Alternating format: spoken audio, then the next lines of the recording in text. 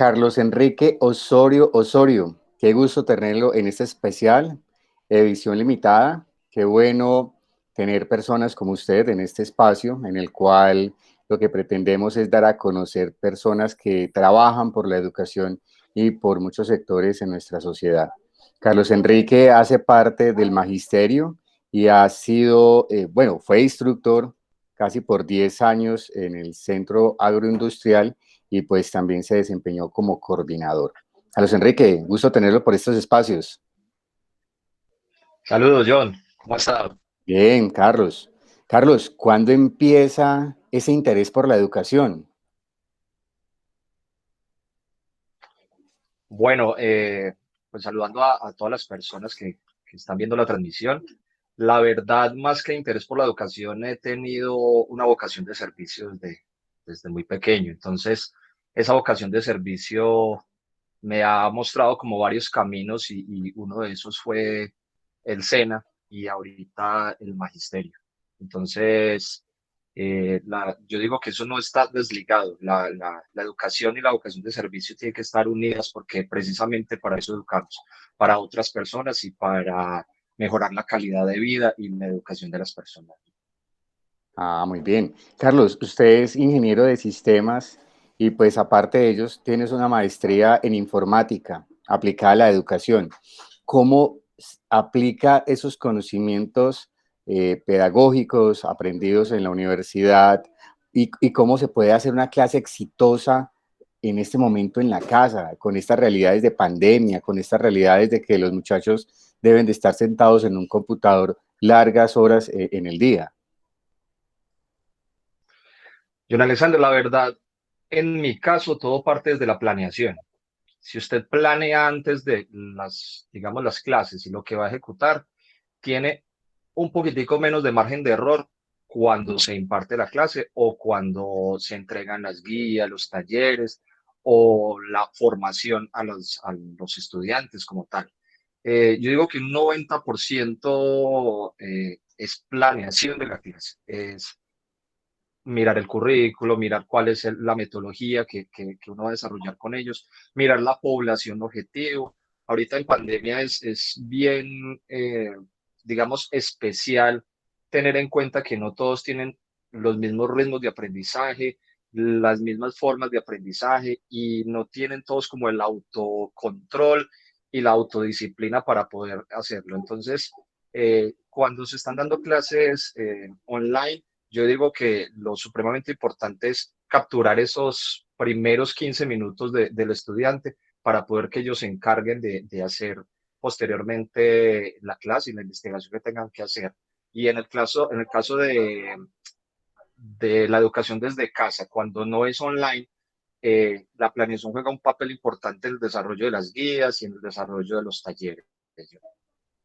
Carlos, ¿y qué elementos educativos nuevos nos trae ya la educación, teniendo en cuenta que de un momento a otro nosotros estábamos sentados en un aula de clases, un ambiente de formación, y días después nos dicen, no, ya usted empieza a trabajar en su casa, ya la oficina la debe trasladar a su casa, ya ese ambiente de formación lo debe pasar a su casa?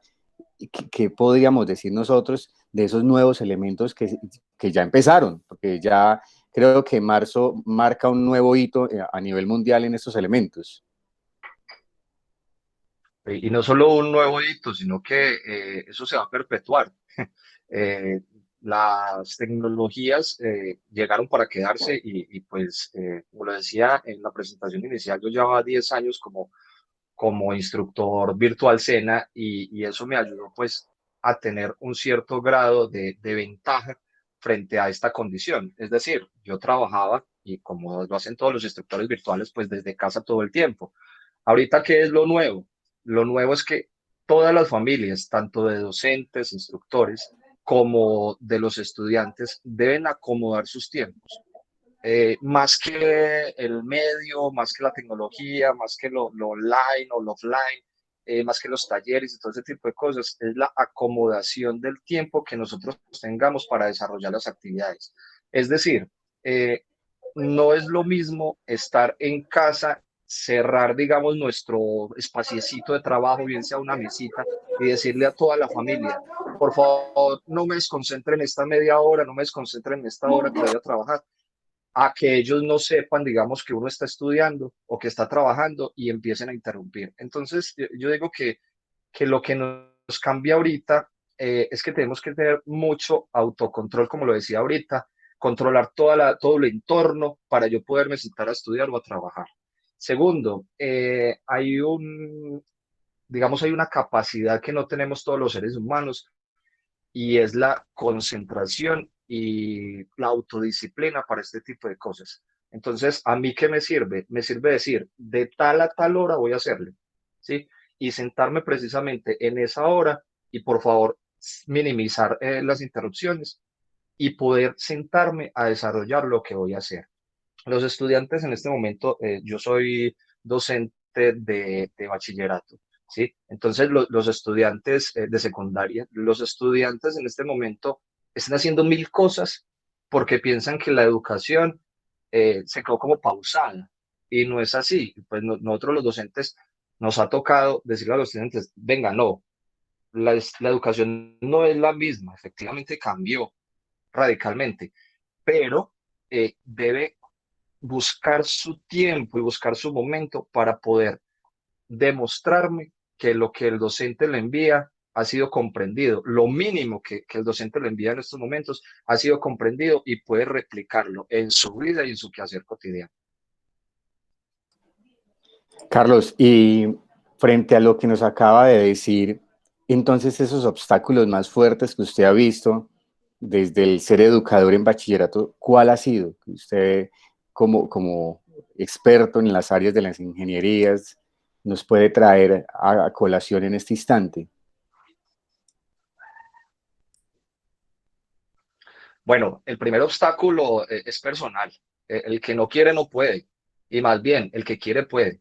Entonces, yo he impartido clases o he enviado talleres, en nuestro caso es offline, eh, a personas que están en veredas de la Alta Génova, donde ellos se obligan a bajar hasta el colegio por sus talleres o a enviar a alguien extremando medidas de precaución, todo el cuento, llevando los talleres, sentándose a hacerlo, mirar con los vecinos si alguien más le puede ayudar y todo ese tipo de cosas, y lo pueden realizar. Entonces, el obstáculo inicialmente lo pone uno. Yo también conozco estudiantes pues, del pueblo que dicen, no, profe, yo no puedo, yo no puedo, yo no puedo, yo no puedo. Entonces, inicialmente está ese obstáculo. Segundo, en este momento hay un obstáculo tecnológico y casi que permea lo gubernamental, pero pues no nos vamos como a centrar en eso. Vamos a buscar como soluciones. Iniciando la pandemia, yo recuerdo eh, que muchas personas estaban en contra de que los docentes tenían que colocar, digamos, sus mismos equipos, pagar su energía y todo ese tipo de cosas. Pero yo decía en el momento, es que tenemos que encontrar soluciones porque la pandemia no es algo gubernamental, no es algo que el gobierno la implantó para nosotros, es un virus que está matando gente. Entonces, nosotros tenemos que ser resilientes en ese caso y tratar de buscar los medios para poder hacerlo. Varios estudiantes que no tenían equipos, nos unimos los docentes, no solo de nuestro colegio, de muchos colegios, se unieron para entregar los elementos para que pudiera trabajar. Incluso las secretarías de educación también hicieron un trabajo enorme para entregarles a los estudiantes sin CAR y todo ese tipo de cosas. Entonces, superado digamos, el obstáculo de que yo no puedo, de todo ese tipo de cosas, todo se empieza a abrir, ¿sí? Todo se empieza a abrir y el estudiante puede y tiene la capacidad de hacerlo. Eso estoy completamente seguro yo. Ah, qué bien esas anécdotas que nos acaba de decir. Carlos, y usted decía ahora que una de las vocaciones que usted tiene es el servicio. ¿Qué profesor usted recuerda, quizás de la escuela, del colegio, de la universidad, que lo haya marcado por ese don de servicio o por esa vocación que le impregnó como profesional que ya lo es? Bueno, John, yo tendría que mencionar dos profesores. Una profesora de primaria, la profesora Marlene, eh, que enseñaba con mucho amor. Entonces era como una sonrisa todo el tiempo, y venga mi hijo y vamos a hacerlo, y venga y hagámoslo, y tú puedes, y todo ese tipo de cosas, y una sonrisa, y por más niñitos indisciplinados que fuéramos en esa época, a ella nunca se le borró la sonrisa y era como esa fortaleza que podíamos tener. Después del segundo periodo para allá, eso era lo mejor del mundo, porque ya ella se adecua a nosotros, nosotros nos adecuamos a ella, y la verdad casi que nos terminaba de criar en el salón de clases, pero enseñándonos todo lo que debía. Y la segunda persona, que en paz descanse, fue un profesor mío de octavo, Octavio Escobar, quien con su manera de buscar individualizar los estudiantes era un buen negociador. Entonces, el hombre, digamos, en mi caso, vio las potencialidades que yo tenía en ese momento para álgebra y me las potenció, digamos, al máximo. Y cogía a cada uno de los estudiantes, tenía como una lectura puntual para eso, y podía hacerles que se incentivaran en su propia forma de ser y en su propia forma de aprendizaje, para poder que cogieran esos aprendizajes y los motivara y pudieran sacarlos adelante. La materia de álgebra en octavo no es fácil. Entonces, muchas personas, muchos estudiantes le tienen miedo y muchos otros le tienen pereza. Entonces, buscar que ese miedo y esa pereza sea potenciado en motivación, para mí, pues eso lo tengo como un recuerdo que nunca se me olvidará yo. Qué bueno saber que hay personas que nos han marcado en la vida de manera muy positiva y que obviamente el fruto de ese trabajo es tener profesionales como usted, Carlos Enrique. Carlos, frente a esas anécdotas que esos profesores le impregnaron en su vida, quizás sería muy bueno que nos contara una de su vida, que nos haya llevado a saber que usted como gran profesional también tiene una personalidad bastante enérgica y que eso ha sido por fruto de un elemento que haya ocurrido. ¿Cuál recuerda usted que nos pueda compartir en este momento?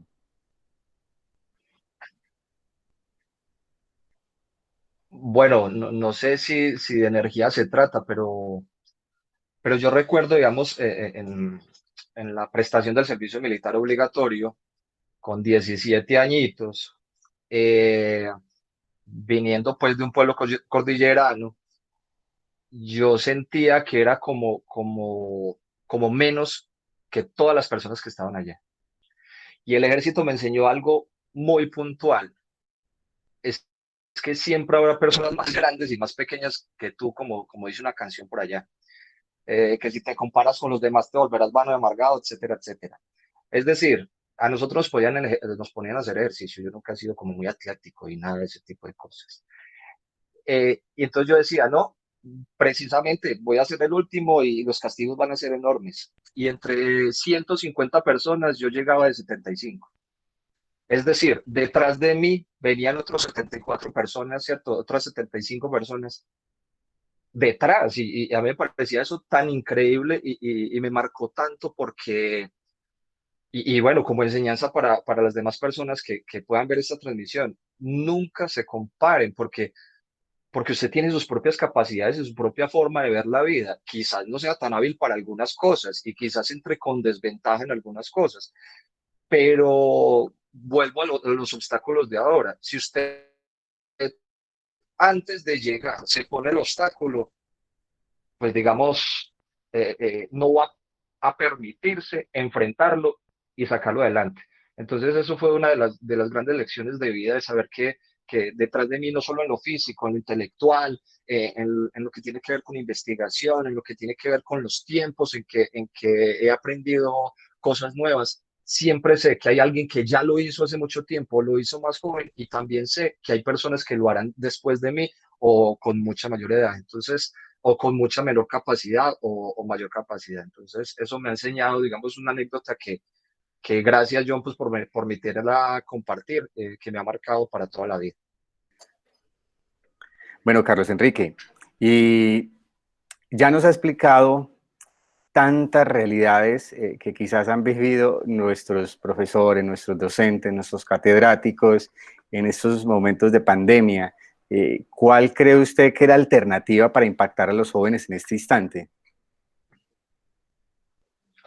Bueno, John Alexander, yo no sé si como alternativa o qué sé yo de impacto, pero nosotros en el Instituto Génova me uní, digamos, con el profesor de artística y creamos un podcast, una conversación tal cual estamos haciendo usted y yo, eh, de impacto para los jóvenes. Entonces, llevamos dos emisiones o ediciones. La primera fue con respecto a la disciplina y a la perseverancia. Entonces, el profesor de artística contactó a un baterista muy famoso que es baterista de Carlos Vives, pues, de muchos artistas colombianos internacionales, y le hicimos preguntas con respecto a eso, cómo manejaba él la disciplina o la perseverancia, el estudio, qué le pasaba cuando se desmotivaba, qué le pasaba cuando no sentía pues ganas de seguir y cómo lo podía manejar. Entonces, en ese podcast nosotros le damos como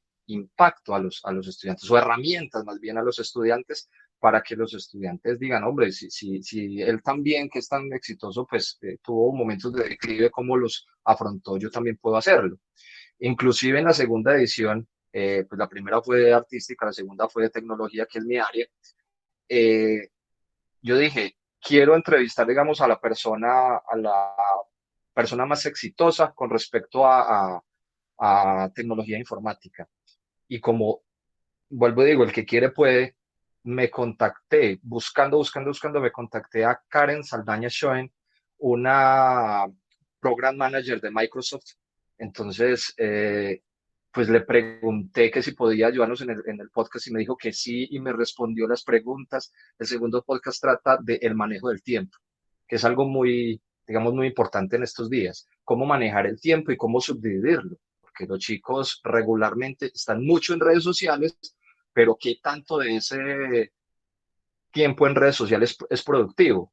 Yo diría que muy poco. Entonces, Karen Saldaña Choven es una persona que es mexicana y con mucho esfuerzo y dedicación salió frente a todo pronóstico y pudo hacerse sus pinitos con becas y con cosas y nos enseña cómo es el manejo del tiempo de una forma tan sencilla, cómo planificarlo, cómo organizarlo.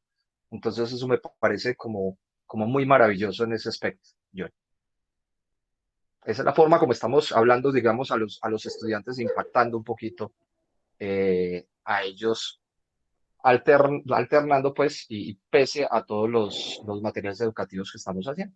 Carlos, usted es un hombre de muchas historias y creo que hay historias en la vida que uno ve como ejemplares y que uno le gustaría en un momento de la vida, estamos en el siglo XXI, decir, qué bueno haber hecho parte de ese momento de la historia, qué bueno haber estado vivo en ese momento de la historia.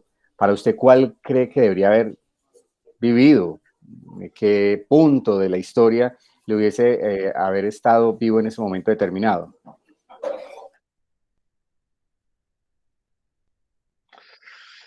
A ver, John Alexander, es que es bien difícil. Pero ¿sabe qué quisiera yo? Haber tenido oportunidad de comprender todos los libros que han quemado de las civilizaciones antiguas.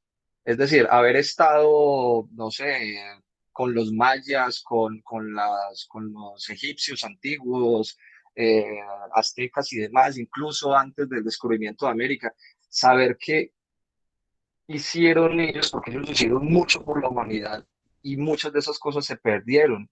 Eh, digamos, en la quema de la Biblioteca de Alejandría o Fray Diego de Landa que quemó todos los códices mayas, por ejemplo.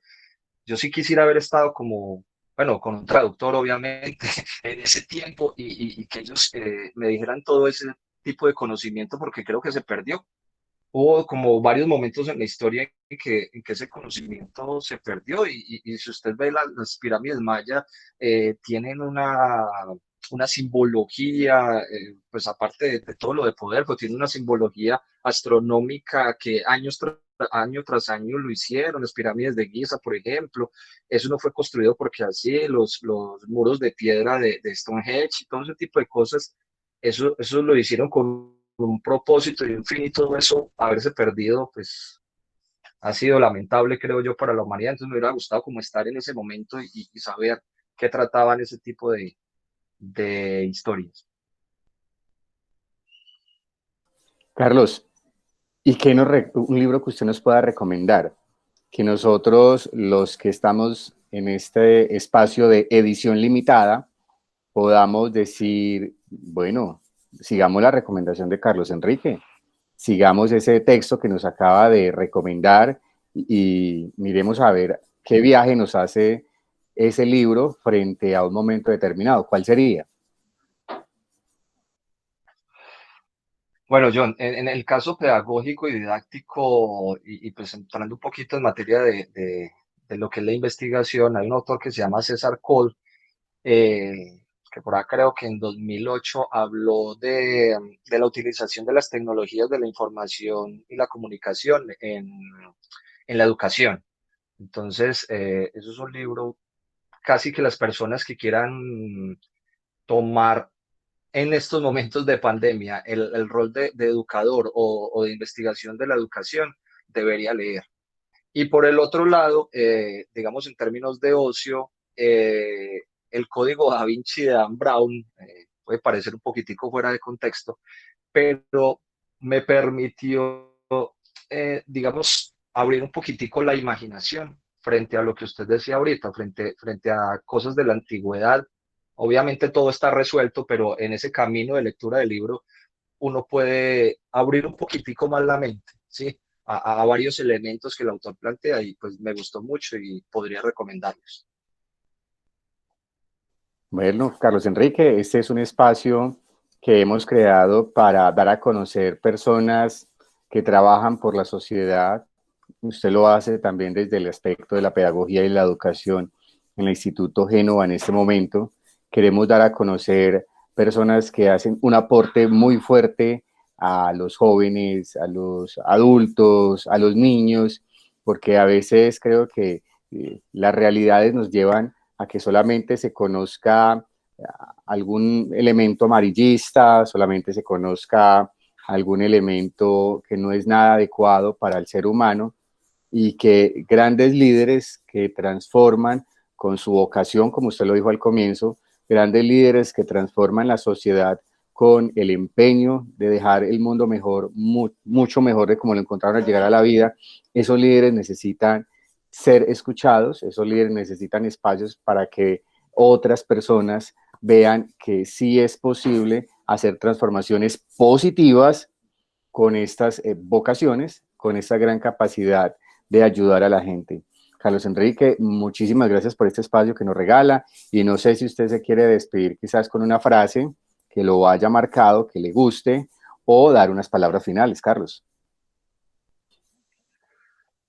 Pues John, es que precisamente con ese preámbulo que usted hace, yo veo que aunque parezca cliché, siempre hay que buscar la hoja blanca antes del punto negro.